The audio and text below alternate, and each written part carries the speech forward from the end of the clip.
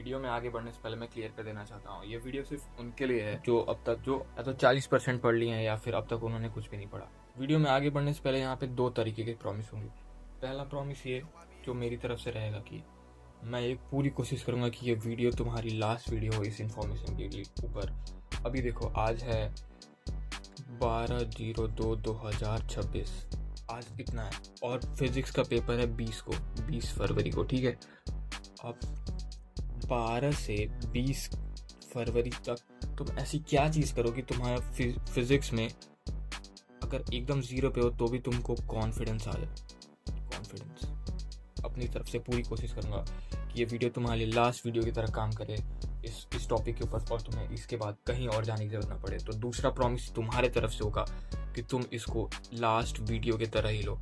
इसके बाद से एक्शन प्लान शेयर करूँगा, उस पर बस तुम्हें एक्शन लेना है। इसके बाद से तुम किसी और वीडियो पे इस टॉपिक के अलावा नहीं जाओगे और किसी भी तरह के कंटेंट में इस टॉपिक पे इंडल्ज होने की कोई ज़रूरत नहीं है। सो लेट्स बी रियल, क्या तुम्हारे पास टाइम है? देखो, तुम्हारे पास रिग्रेट करने का भी टाइम नहीं है। तुम्हारे पास इतना भी टाइम नहीं है कि तुम अभी बैठ के रिग्रेट करो।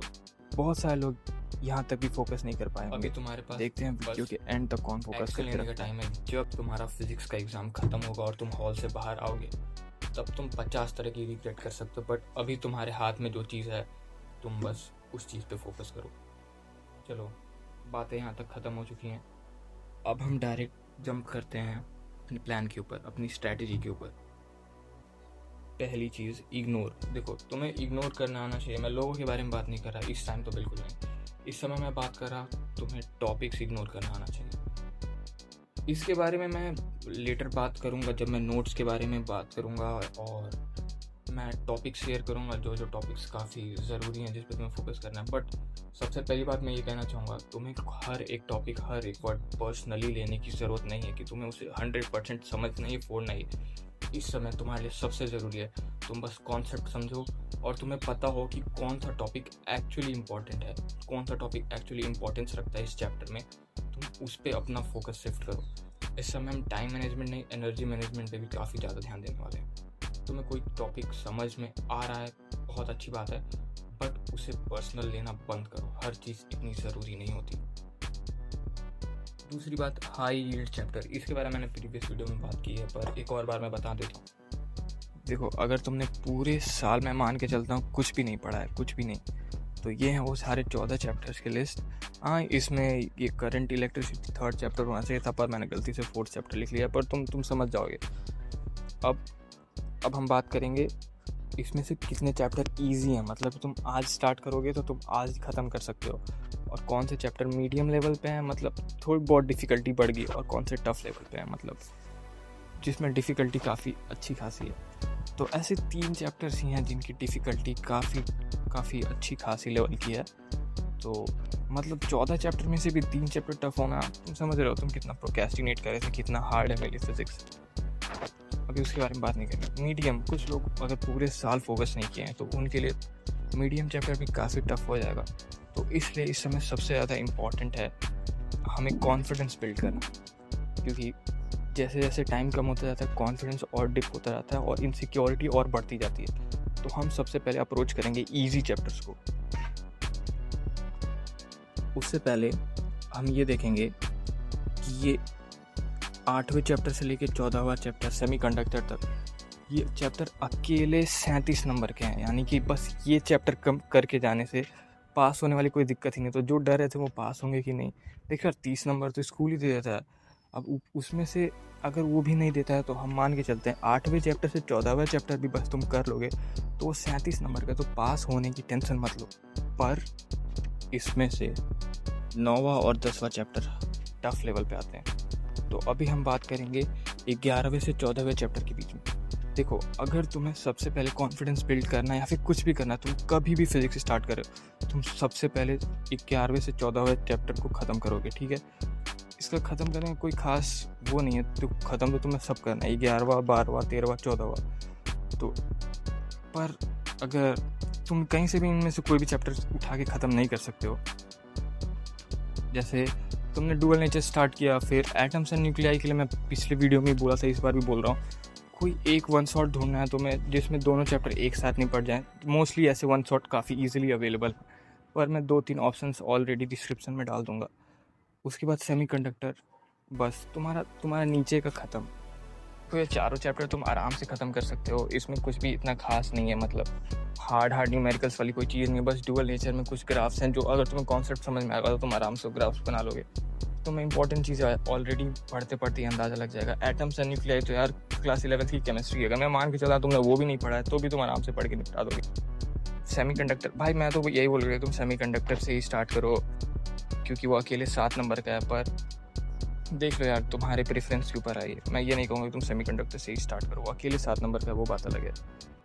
इसके बाद ये सारी चीज़ें मैं मान के चलता हूँ तुम एक दिन में निपटा देते हो, तो इसके बाद तुम सबसे पहले जाओगे रे ऑप्टिक्स ख़त्म करोगे, ठीक है।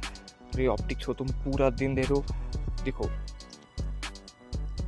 क्या चाहिए है कि तुम्हें बस वो वन शॉट देख के ख़त्म नहीं करना है, तुम्हें उसके बाद से क्वेश्चन के लिए भी, अभी मैं यही कहूँगा कि तुम क्वेश्चन के लिए काम करो, कोई वन शॉट ही प्रीफर करो इंपॉर्टेंट क्वेश्चन के लिए, जो क्वेश्चन काफ़ी इंपॉर्टेंट है। क्योंकि इस समय तुम बैठ के सारे क्वेश्चन खुद से लगाओगे, तुम्हें पता भी नहीं कौन से क्वेश्चन कितने इंपॉर्टेंट होंगे। तो और ऊपर से अप्रोच करना वगैरह भी तुम्हें एक बार में नहीं आएगा। तो ये भी इंपॉर्टेंट ये है कि तुम वन शॉट ख़त्म करो और उसके बाद से जाके इंपॉर्टेंट क्वेश्चंस लगा लो। और उसके बाद से क्या करो, अगर तुम्हें उसके बाद से खुद से क्वेश्चन लगाने हैं तो तुम लगा सकते हो, क्योंकि उसके बाद तुम्हें आइडिया हो जाएगा क्वेश्चंस कैसे लगाते हैं, कॉन्फिडेंस तुम्हारा मेंटेन रहेगा। ऑलरेडी इंपॉर्टेंट क्वेश्चन जो तुमने कर ही लिए हैं तो कोई दिक्कत वाली बात ही नहीं है। अब उसके बाद से क्या करना है, अगले दिन तुम्हें वेव ऑप्टिक्स और EM वेव्स, इलेक्ट्रोमैग्नेटिक वेव्स, दोनों एक साथ उठाना है, वन शॉट ख़त्म करना है, क्वेश्चंस ख़त्म करना है। तुम्हें अब ट्रिक तो पता ही चली गया। इतना कर दी तुम्हारे हाथ में 37 नंबर आ जाएंगे। 37 नंबर पास होने का तुम डर कर रहे थे भाई, देखो तुम ऑलरेडी पासिंग वाले क्राइटेरिया में तुम आराम से आ जा रहे हो भाई। इसमें से रे ऑप्टिक्स अकेले 10 नंबर दे रहा है। अब इसके बाद से हम जो भी बात करेंगे वो होगा 50+ वाली क्राइटेरिया की बात, कि इतने सारी चीज़ करके तुम पास तो हो जाओगे, एब्सोल्युटली पास हो जाओगे। अब हम बात करेंगे 50+ क्राइटेरिया में कैसे आओगे। इसमें भी 3 ऐसे चैप्टर्स हैं जो इजी क्राइटेरिया में लैंड करते हैं, पर तुम ऐसे ही रैंडमली इजी चैप्टर्स को उठा नहीं सकते। तुम्हें पता है क्यों नहीं उठा सकते, मुझे ये समझाने की कोई ज़रूरत नहीं है। अब तुम पहला चैप्टर और 5वां chapter, electric charges and fields और मैग्नेटिज्म एंड मैटर, एक ही दिन में तुम्हें कंप्लीट करना है, एक ही साथ कंप्लीट करना है। और उसी के साथ साथ तुम्हें उसके क्वेश्चंस का भी वन शॉट कंप्लीट करना है, ठीक है। कोई भी चैप्टर उठाओ तुम, देखो मैक्स टू मैक्स उसका टाइम हो 3 घंटे के आसपास का, ठीक है। और 1-1.5 घंटे के क्वेश्चंस वाले, तो आराम से तुम्हारा वन शॉट भी ख़त्म हो रहा है, ऊपर से तुम उसके क्वेश्चंस का भी वन शॉट देख ले रहे हो, तुम्हारी इस पूरी की पूरी चैप्टर ऐसे ख़त्म हो।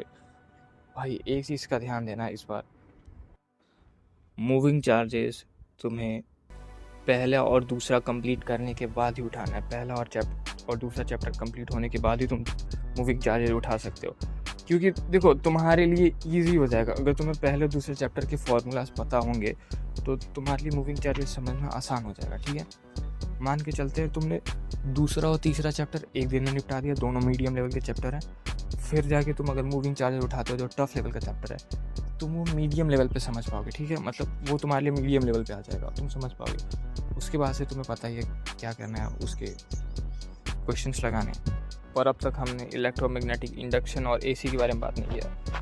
अप्रॉक्स चांसेस ये हैं कि इलेक्ट्रोमैग्नेटिक इंडक्शन 4 नंबर का होगा और AC ज़्यादा से ज़्यादा 2 या 3 नंबर का होगा, ठीक है। पर क्या तुम्हें ये चैप्टर छोड़ के जाने की ज़रूरत है?